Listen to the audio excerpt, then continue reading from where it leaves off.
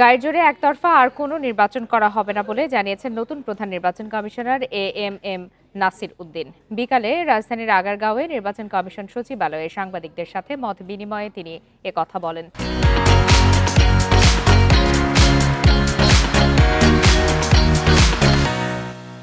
নতুন সিইসি বলেন, চ্যালেঞ্জ একটি, আর তা হলো সুষ্ঠু ও গ্রহণযোগ্য নির্বাচন আয়োজন।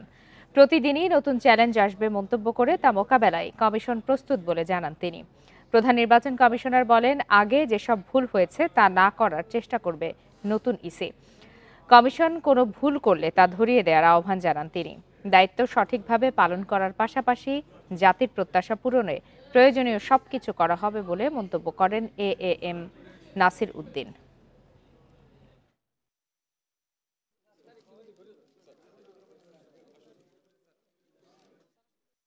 এবং আমরা একতরফা নির্বাচনে বিশ্বাস করি না।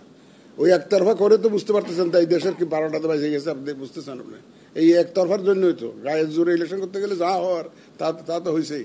আমরা কোনো গায়ের জোরে ইলেকশন দেখতে চাই না, কোনো একতরফা ইলেকশন আমরা দেখতে চাই না। আমরা একটা প্রতিযোগিতামূলক এবং আমরা একটা লেভেল প্লেয়িং ফিল্ড আমরা ক্রিয়েট করে দেবো।